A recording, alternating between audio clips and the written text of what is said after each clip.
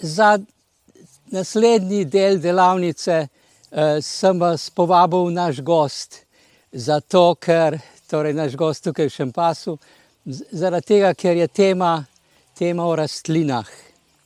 Jaz sem imel namreč pred 2-3 leti morda take zanimive sanje, ki so me opozorile, da je potrebno bolj pomisliti na rastline kot v zvezi z bodočim razvojem naše kulture in sploh civilizacije. Jaz to tako razlagam, da smo se približno 10 milijonov let ljudje, približno 10 milijonov let smo ljudje sledili živalim. Sledili smo živalim zaradi tega, da bi se lahko začeli utelešati na zemlji v svoji celovitosti. Živali so nam ponudile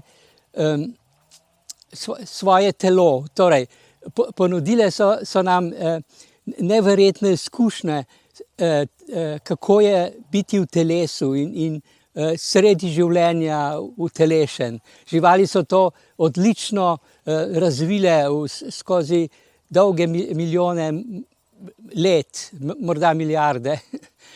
In tako naše telo, sposobnost, da se gibamo, da ustvarjamo svoje družine in skupnosti in da imamo intuicijo, tako kot živali imajo svoj nagon, in da imamo možgane, da lahko razmišljamo in hranimo svoje spomine in tako naprej. Da ne govorim o srcu, ki bije, o jetrcih, neverjetno. Znanost glede na genetske raziskave trdi, da smo 98% živali. To seveda gledano od zunaj, tako rekoč na nas. Tako najprej želim nekaj hvale izraziti živalim, da ne bo videti, kot da jih zaničujem ali da jih ne spoštujem. Darovi, ki smo jih prejeli od živali, so fantastični. Ampak pri tem smo začeli ne samo zlorabljati živali, to je žalostna zgodba, ki jo vsi poznamo.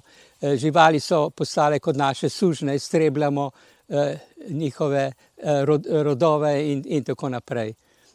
To je ena zgodba, ampak mi začeli smo izkoriščati nekatere njihove darove, na primer to, da skrb za teritorij, vse povsod so meje, zdaj so bile celo občinske meje, smo morali doživeti, da ne govorimo o državnih mejah razuma in tako naprej.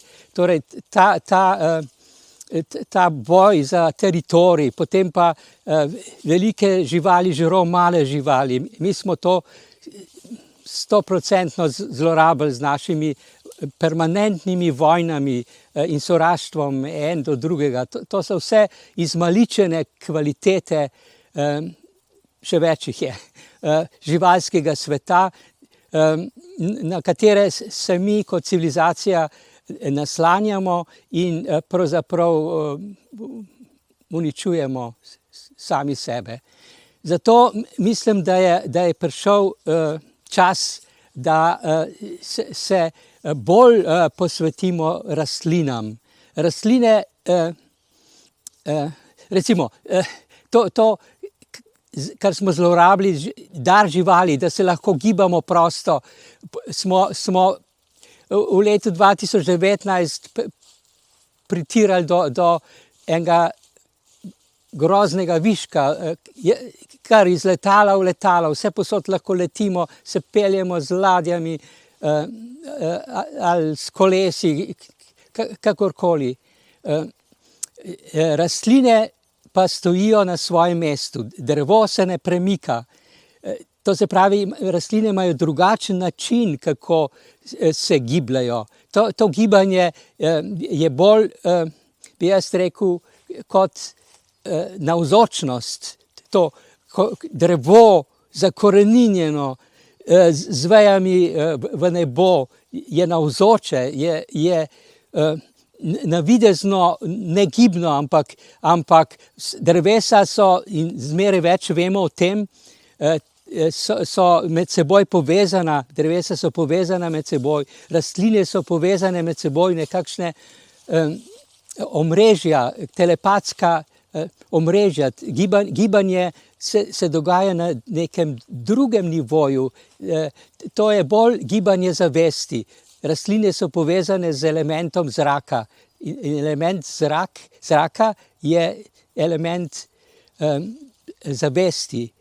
Seveda tukaj ne gre za človeško zavest, ampak za tako imenovano elementarno zavest. Elementarna zavest je del noosfere Zemlje in rastline se povezujejo na valovih te elementarne zavesti in na ta način se gibljajo v prostoru. Torej imajo drugačen način, kjer je navzočnost na prvem mestu, biti. To je tisto, kar človeku manjka, ker smo izgubili občutek.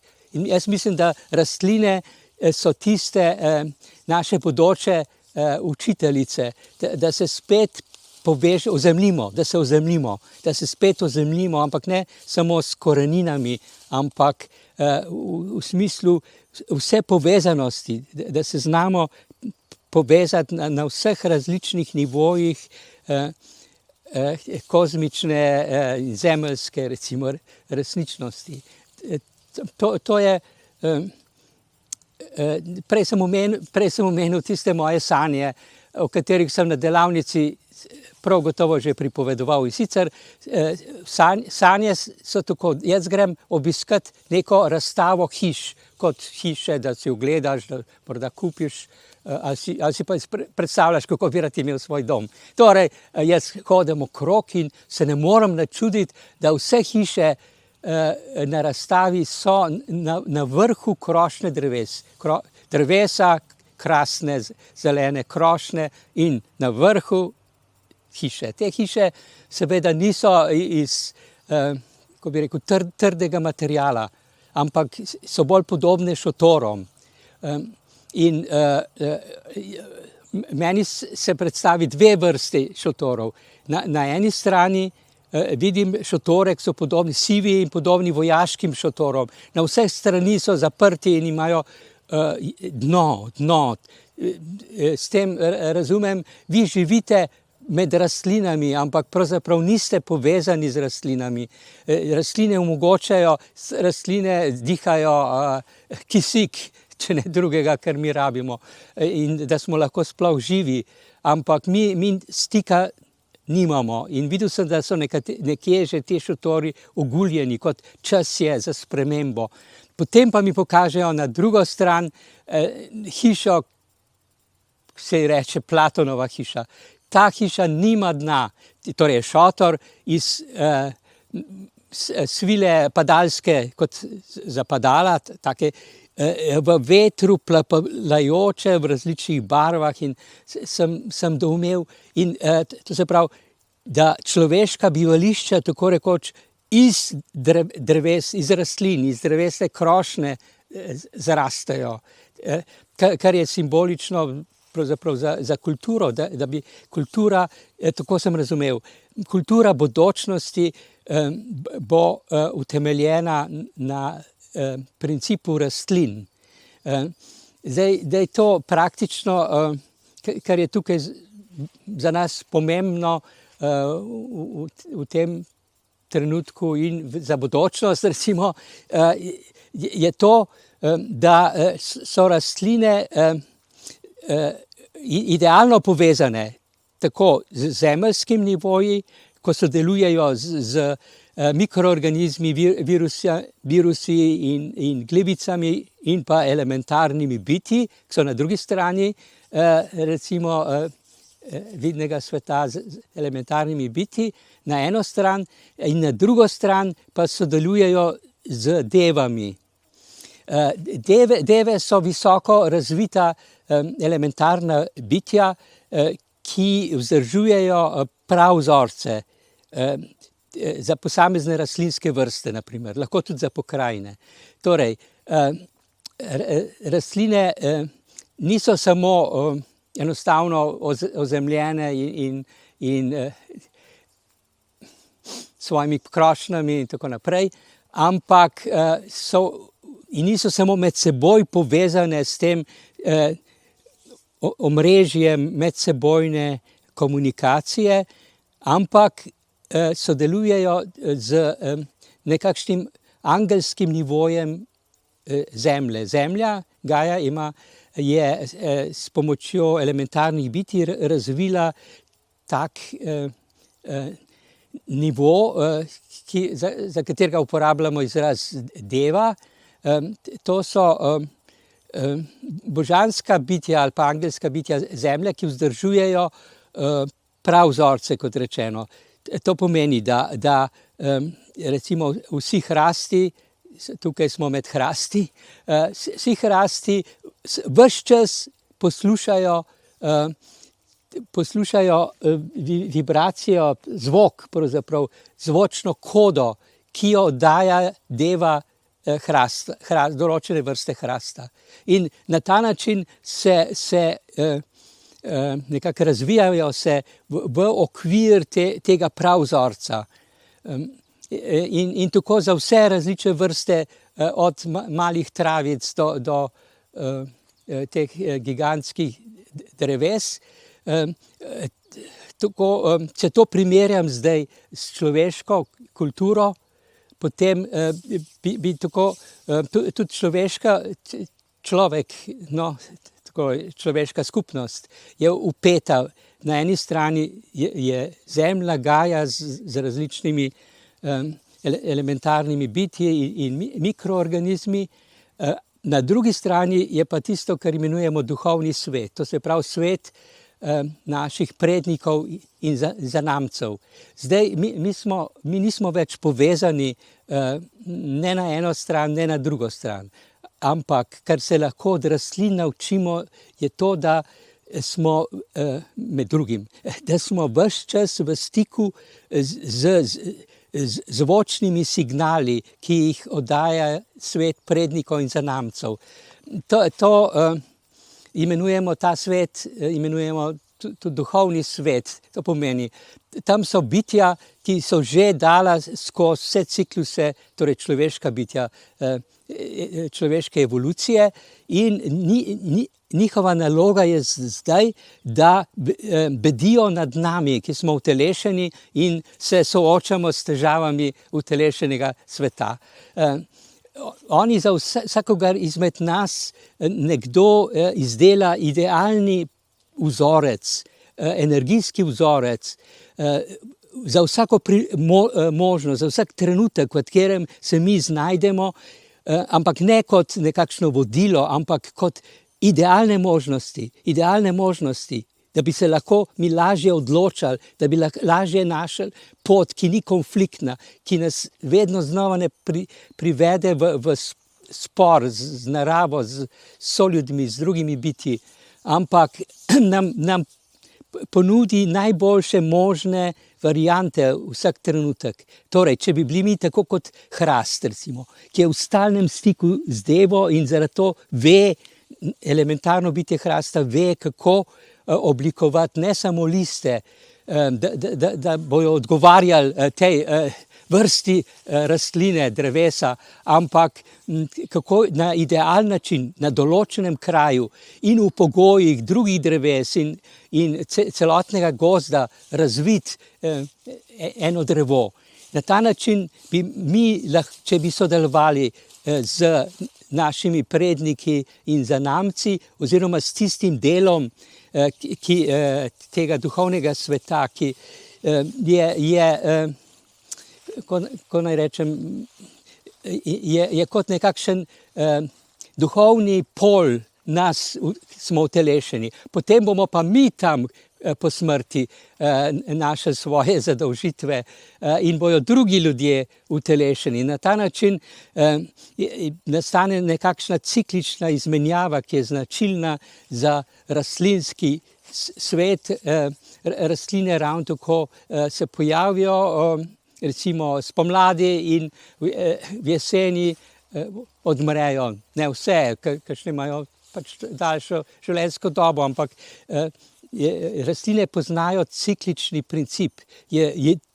Cikličnost je ravno tako gibanje, ampak je gibanje na drugačen način. In je tudi gibanje, ki gre onkraj meja utelešenega sveta in se vedno znova vrača v utelešeni svet. Zato mislim, da je dovolj razlogov, da začnemo razmišljati dolgoročno. Morda se to začne z vegetarijanstvom. Jaz sem vegetarijanec od leta 1969, ko so me spustili iz vojske. Ampak se odlično počutim. To se pravi, takrat sem se odločil za vegetarijanstvo zaradi tega, ker sem bral o znanstvenih dognanjih, da bi bilo hrane za vse ljudi na zemlji dovolj, če ne bi uživali živalske hrane. To je samo en majhen detalj tega, kar jaz imenujem veganska kultura, ampak dejansko je to kultura, ki se ravna ali pa prisluškuje modrosti rastlinskega sveta in njegovih bitij, kako bi lahko na drugačen način oblikovali našo civilizacijo in se na ta način pravzaprav izognim tem nesrečam, ki nas kar naprej doletavajo, ker nismo niti povezani navzdol, niti navzgor.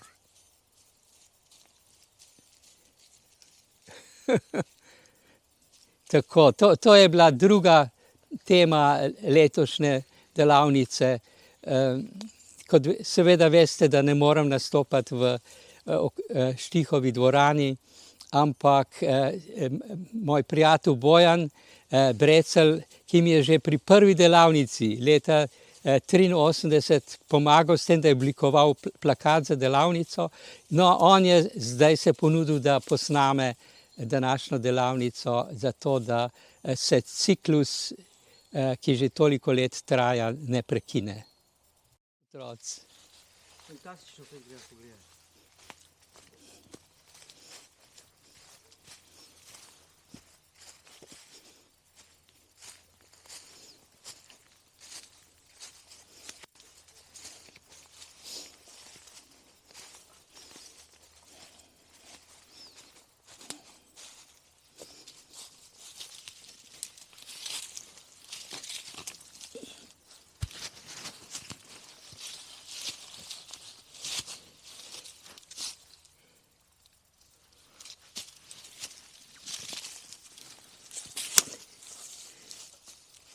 No, hiša iz rastlin. To so naši otroci naredili.